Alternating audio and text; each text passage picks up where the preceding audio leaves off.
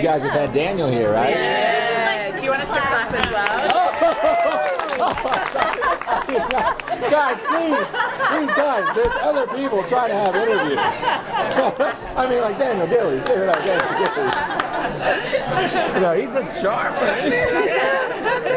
So you're going to charm us now? I hope so. A different kind of charm. Yeah. I have to say, I loved Marcel in the Backdoor pilot. How did you feel being like an adversary for Klaus? Because obviously he was massively powerful. Oh God, I thought what a challenge, and I thought, oh cool, I get to be up for that challenge. So it was very exciting. Yeah. How have you liked working with him? Oh, he's great. I've known Joseph for a few years. We used to play poker together. So I mean, this is just like a continuation of the poker match. You know, it's like I'm all in. Yeah. Very intense poker match. The stakes just got really high. Life or death, literally. Yeah, so it's great. It's a natural chemistry. So Marcel's life is about to change in a lot of ways in New Orleans now. How is he trying to stand his ground and kind of, keep the way it was? He liked it the way it was. He was in charge, and now he's got several different people coming in. Yeah, Marcel built the town with rules, and now those rules are going to be tested. And so I think it's exciting. It's like you prepare for the Olympics, and then it's like, oh, the Olympics are here. Like, that's unreal. You can't really prepare for that. You can't get that high any other way. And I think it's going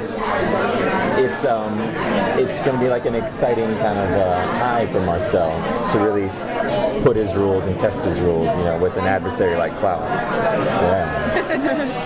So, do you think, like how quickly can we expect Marcel to work out Klaus's intentions, like his true intentions of taking back the throne? Like, do you reckon he'll clue in really quickly, or do you think he'll, won't suss it out? I mean, speaking outside of what Julie has planned for me personally, I don't think you get to a position like that without, having a plan A, B, C, D, and E, and also, having a one-eye back perspective and sort of being like, so it's like, it's nice to have him back in town. We see him when he asked that he's looking for the witch Jane Anne.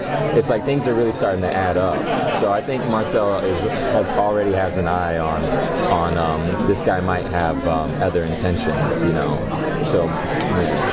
Do you think people will be rooting for Marcel or rooting against him? I mean, he's obviously the villain, but I hope both. For me growing up, I always I love the bad guys. G.I. Joe comes on, I'm like, let him win one time, let Cobra win. And then in the movie, it's like they killed Duke, and I was like, yes, give it to him. I'm like, they always win. That's not real. Because it's like you transfer it over. It could be an underdog story. It's not good or bad. It's just, it's one opponent versus the other. Who's got the upper hand? It's, Did I answer your question? Yeah. Okay. You got me all riled up. I'm talking about sports and making analogies and stuff, and I want to answer your question. So you think there's a chance that the fans might sort of wish for more of a redemption arc sort of situation going on over the course of the series? All right, yes, that's good. Okay. Yes. I was saying, I think for me, it's not about liking him or disliking him. It's just about understanding where he comes from. I think naturally, you want to judge things. You want to go, oh, he's charismatic. He must be a good guy. And then it's like, oh, he does bad things. But it's like, how can we like someone and then not like them? So quickly, how can we put him into a box? And then with the backstory, you add new dimensions, new perspectives, and he breaks out of that box. And I think in turn, as a viewer, that's a great thing, because then you get to look differently about other things in life. And so if you can draw your attention to Marcel's character and then go deeper into Marcel's character, it's like you can kind of understand other things in the world. I just got really deep and philosophical. But that's the exciting thing for me, and that's what really gets me charged up about, oh, he's not a bad guy. He might do some seemingly bad things, and that's how, for me, it's like I just really enjoy it, and I think the character of Marcel really enjoys it. Did I answer your question? When you were introduced to Marcel, he was this strong character and this great leader. What would you say maybe some of his weaknesses are? Ego and confidence over confidence. It can allow you to cut first and then measure second. Is that how the expression goes? Yeah. Cut once, measure twice. I don't know. But now that confidence in town, do you think that's going to cut it down, or do you think you're going to try to be more overconfident and be like, screw you, I'm the king? Oh yeah, there's a little peacocking. I see. Yeah. Even you were like, oh. I see how you get down. See you out tonight. What's up? All right. Yeah, like that. Yeah, we get that on tape. He's gonna do exact. Actually, I'm gonna steal that. A new character shows up. I'll fly to New Orleans. I'll teach you. My coach, my on-set coach. Anything that you have brought to your character that was not scripted, any way that you specifically tried to make it your own versus what the writers have written for you? It's a good question. I pull from different actors and different performances. So there was a scene that I think could have gone a different way, and I was like, no, this is like my moment. This is like Denzel Washington at Training Day.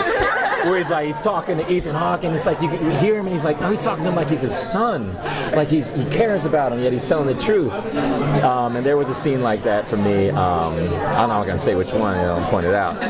But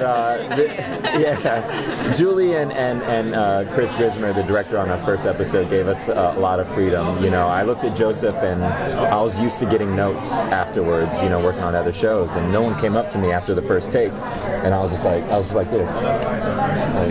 He goes, no, mate, it's okay. That means they like what you're doing. I was like, oh, they like this? Wait till they get a load of this. Oh, yeah. And they get like, no, reel it in. So that's probably the excitement, is I get to like throw in a little ad lib here and there. I get to throw in my own little something, Excellent questions. I love you guys. You guys are great. Yeah. We're a good table. Yeah, you guys are. We're the awesome family. Yeah, I hope you guys have your like own cabana out tonight. Hang out with you guys. So is this your first Comic-Con? Yeah. So yeah. So are you loving it? Like, what's the?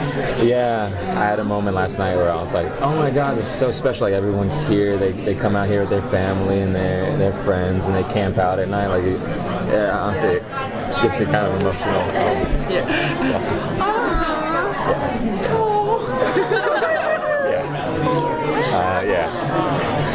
It's gonna make me cry. Yeah, it's it's very special. Thank you. Yeah. You need another round of applause from the table. Yeah.